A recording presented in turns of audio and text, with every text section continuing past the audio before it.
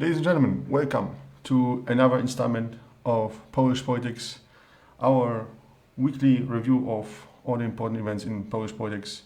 We are coming to every Monday, as well as in special episodes whenever there's any breaking news that deserves or requires us to air immediately.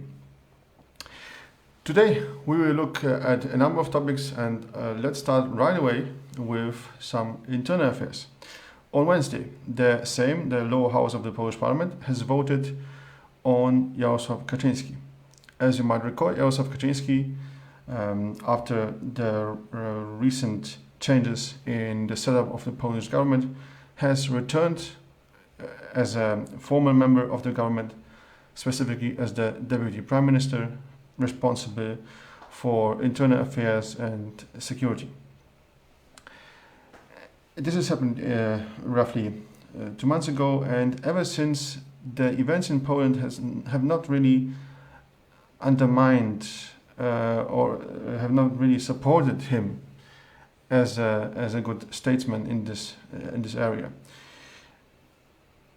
The events that have actually encouraged the opposition to call for him to be removed from office are the riots that have happened around the protests against the recent decision of the Constitutional Court around abortion rights being practically removed. And we have seen a lot of police brutality in November. So given that Jarosław Kaczyński is officially responsible for how the police is handling those protests, the opposition wanted to be removed. And last Wednesday, as I mentioned, the Sejm voted on Jarosław Kaczyński being removed. This motion has not been passed. 233 members of parliament have voted against it. 216 have supported the motion, and so Jarosław Kaczyński remained in power. Now, as I announced last week, one of the key events that would impact Poland over a number of years was going to be the EU summit. The EU summit took place last Thursday and Friday, and one of the winners of the EU summit is certainly Viktor Orbán. The Hungarian Prime Minister has secured some key changes when it comes to the application of the rule of law, and commentators unanimously say that it was him who actually gained anything out of threatening to veto the EU budget. In contrast to Poland, who has stayed loyal or remained loyal to Hungary, but hasn't gained anything. Now, as I predicted, the actual decision on the rule of law and its applicability has not been changed. So the Council has remained at the same position as in July. However, this declaration was amended by certain regulations on how to implement this law. Now, those regulations are not legally binding. They're more an announcement or a declaration of being politically committed to a certain interpretation of this rule of law. And specifically, the one thing that Viktor Orbán was able to change there is that member states can ask the European Court of Justice to check whether this rule of law is actually in line with already passed European treaties. And as long as those EU treaties have not been checked for compliance, the Commission has pledged that it will not start any procedures under this rule of law or under this regime of following the rule of law. This buys Viktor Orbán a certain amount of time. People have different views on how much specifically. Orbán's hope is that these procedures will not start being implemented before the next elections in Hungary, which are meant to take place in 2022. Now, the EU summit was not only about the rule of law, but actually also about the entire financial future of the European Union and the EU budget, as well as the Corona recovery funds. In total, this financial provision, so the budget and the recovery fund, amount to approximately 1.82 billion euros, of which Poland will receive roughly 150 billion. Specifically, this will be about 26 billion in regular funding, for instance, for science development, for the policies regarding farming, about 27 billion in Corona recovery subsidies, and 32 billion in Corona recovery loans that would need to be returned in the future. Now, one thing that Morawiecki was negotiating hard on is the rules and conditions under which Poland and the EU would declare to reduce carbon gas emissions by 2023 to be at least 55% lower than the ones in 1990. Fortunately, Morawiecki, together with all the other representatives of EU member states, has agreed to support this notion, and so the EU has finally declared to be determined to fulfill those more ambitious goals, so to go from a 40% emission to a 55% emission reduction. Now, many NGOs have called for 65% to be the minimum in order to keep global warming to 1.5 degrees or not substantially more than 1.5 degrees Celsius. So definitely we do hope that these goals will become even more ambitious, and will be made even more ambitious as those talks and those negotiations continue. But for now, we at least have 55% by 2030. And now, what did Morawiecki achieve in Brussels?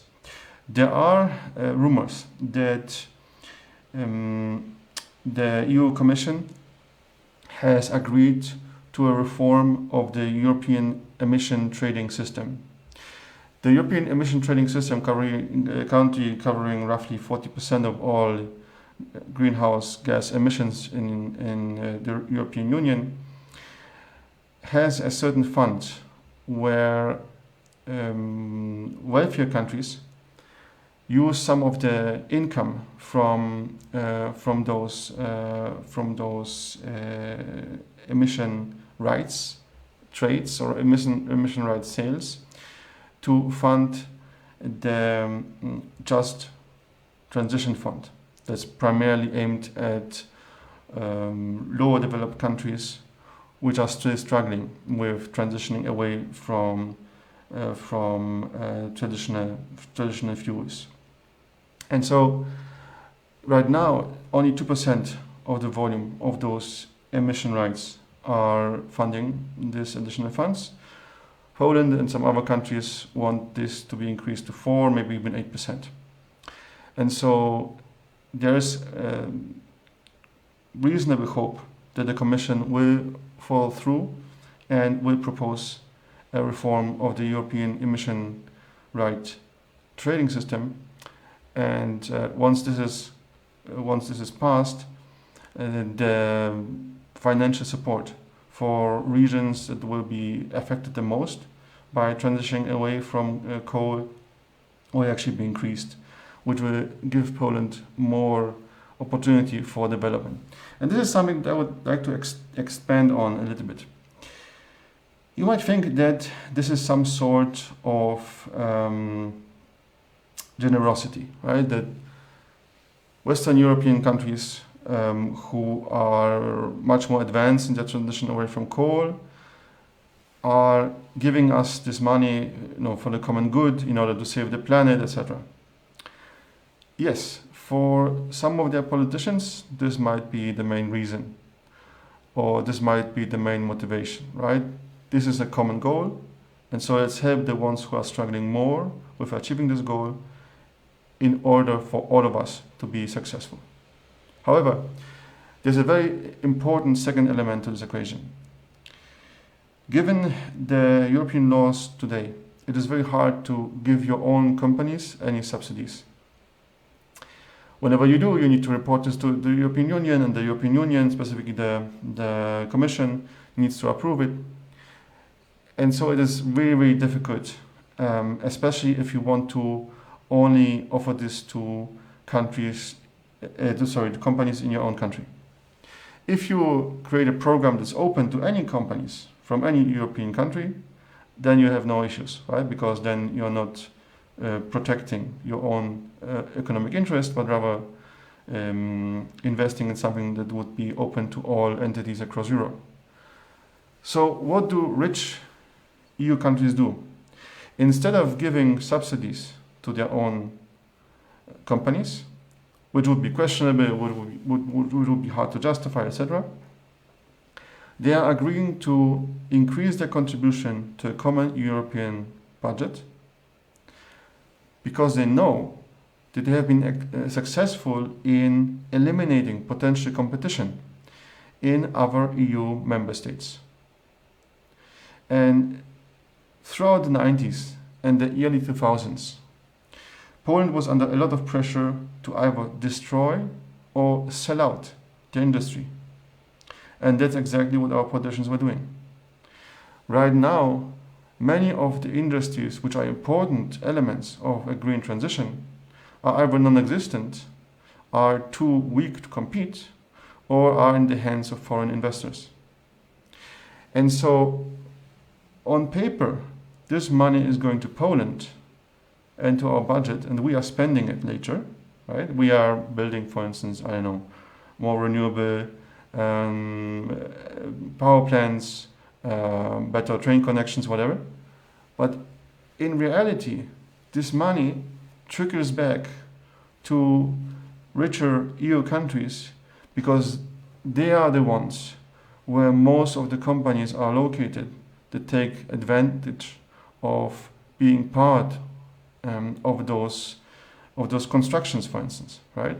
So again, on paper, the money is going, for instance, from Germany or from the Netherlands to Poland, but it's returning to those countries of origin because we don't have enough, for instance, industrial power or economic power to absorb all of those funds by means of local entities, local companies, local institutions, right? And so if we want this country to develop further, we need to make sure that we're able to absorb these EU funds and to keep those EU funds in our country, right? So to develop those new industries in a way that they will be able to actually participate on equal grounds with other competitors from our EU countries. Only then will this money stay in Poland, and only then will it be able to generate further growth, development, and prosperity.